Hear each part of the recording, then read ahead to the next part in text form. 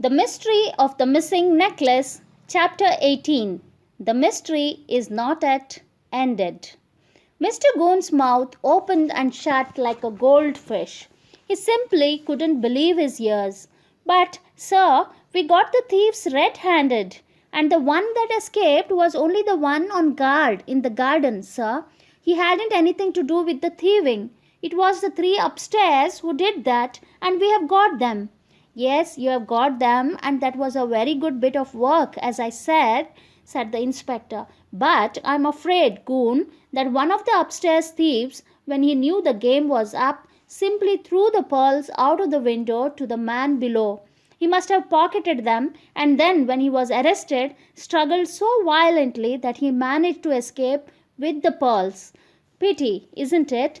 Mr. Goon was most dismayed. True, they had got three of the gang, but the pearls were gone. He had waited to catch the man red-handed, had actually let them take the pearls because he felt so certain he could get them back when the men were arrested. And now, after all, the robbery had been successful. One of the gang had got them and would no doubt get rid of them in double quick time. It's most unfortunate, sir, said poor Mr. Goon. Well, let's hear your tale, said the inspector. You only had time to send in a very short report. What's all this about posing as a waxwork? Mr. Goon was proud of this bit, and he related it all in full to the interested inspector. But when he came to the part where he had sneezed and the men had caught Fatty instead of himself, Inspector Jenks sat up straight. Do you mean to tell me that Frederick Trotwell was there? He said. Posing too? What as? Napoleon, sir, said Goon, interfering as usual. That boy can't keep his nose out of things. He can't. Well, sir, when the men had gone to do the robbery, I crept out after them, and I went to the telephone box and... Wait a bit, said the inspector. What happened to Frederick? Him. Oh, well, nothing much, said Goon, trying to gloss over this bit as quickly as possible. They just tied him up a bit, sir, and chucked him into a cupboard. They didn't hurt him. Of course, if they had started any rough stuff with him, I would have gone for them, sir. Of course, said the inspector gravely. Well, I suppose you went and untied him and let him out of the cupboard before you rushed off to telephone. Mr. Goon went rather red. Well, sir, to tell you the truth, sir, I didn't think I had the time. And also, sir, it was a dangerous business last night, and I didn't think that boy ought to be mixed up in it. He's a terror for getting into the middle of things, sir. That boy is. And... Goon, said the inspector, and the policeman stopped abruptly and looked at his superior. He was looking very grave. Goon, do you mean to say you left the boy tied up in a locked cupboard?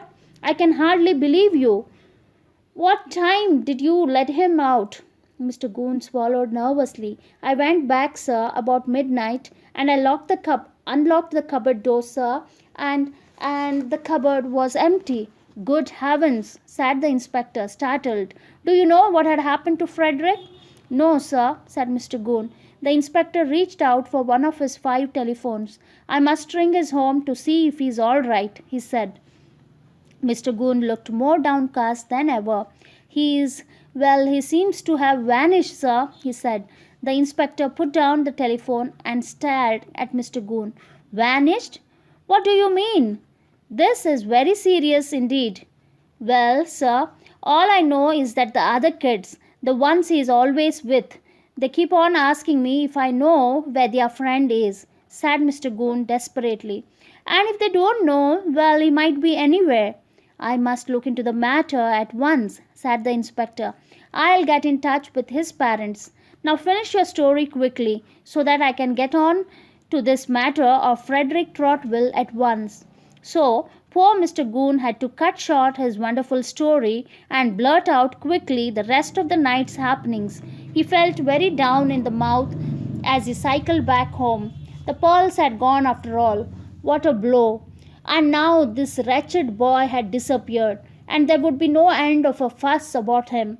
Privately, Mr. Goon thought it would be a very good thing if Fatty disappeared for good. Oh, why hadn't he let him out of that cupboard last night? He had known that he ought to. but it had seemed such a very good way of paying out that interfering boy.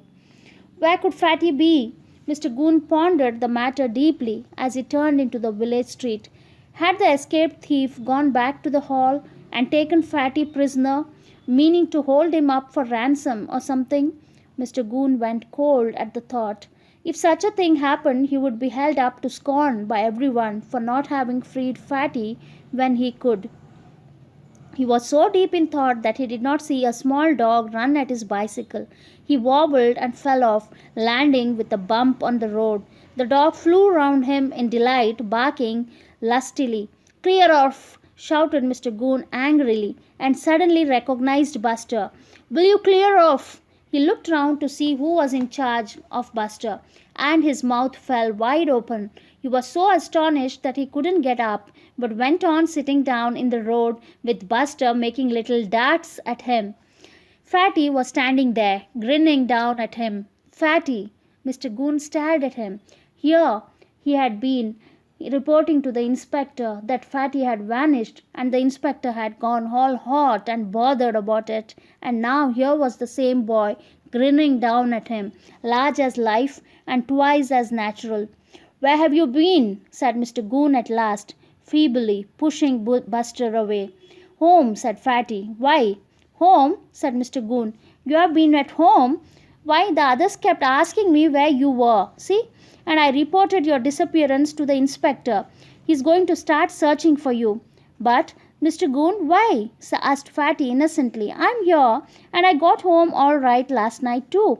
All the same, it was jolly mean of you to leave me in that cupboard. I shan't forget that in a hurry." Mr. Goon got up. "How did you get out of that there cupboard?" he asked. "All tied up you were too. Do you mean to say you untied yourself and unlocked that cupboard and got out all by yourself?" "You never know, do you?" said Fatty. "Well, so long, Mr. Goon, and do telephone the inspector to tell him not to start searching for me. I'll be at home if he wants me." He went off with Buster, and poor Mr. Goon was left to cycle home, his head spinning. That boy, first he's locked up, then he disappears, then he comes back again, and nobody knows how or when or why. Mr. Goon couldn't make head or tail of it. He didn't enjoy ringing up the inspector and reporting that he had just met Fatty. "But where had he been?" said the inspector, puzzled. "Where was he last night?" "At home, sir," said poor Mr. Goon.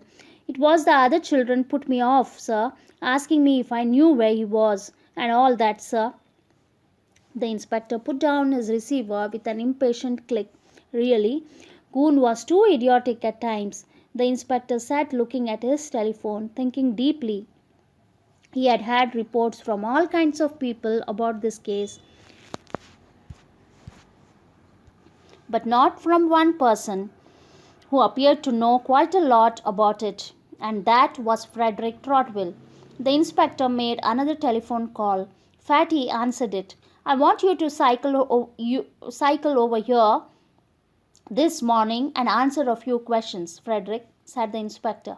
"Come straight along now." So, with Buster in his basket, Fatty rode off to the next town, wondering a little fearfully what the inspector wanted to know. Would he think he had been mixing himself up in this mystery a bit too much? He had warned the find-outers not to get mixed up because it might be dangerous.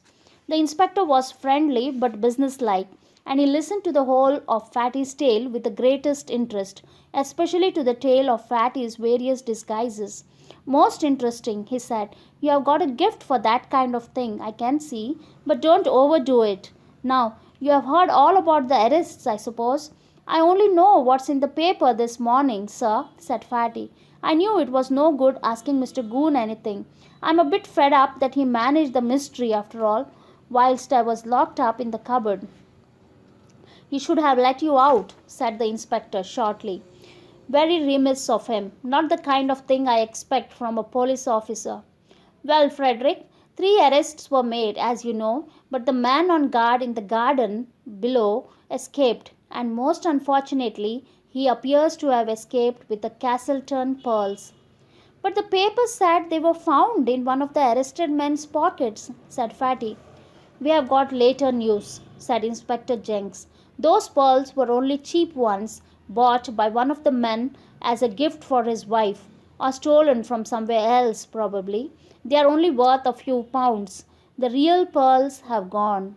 I see, said Fatty, and he cheered up considerably. So, the mystery isn't quite over, sir. We have got to find out where the pearls are. Can you find the man who escaped? Do you think he might spit and tell where he put the pearls? We have got him, said the inspector grimly.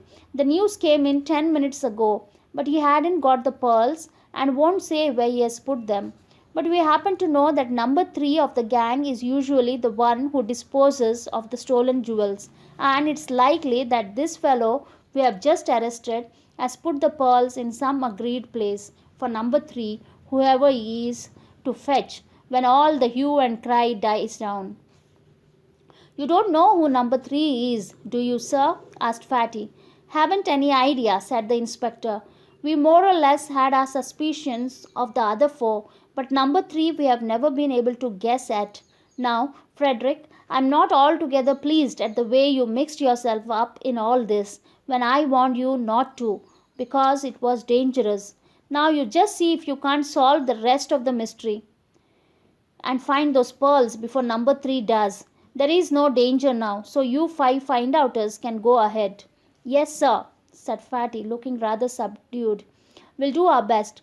We have got just a few things to go on. I'll work them out and see what can be done. Thanks for giving us a chance to solve the mystery of the missing pearls. Goodbye, sir.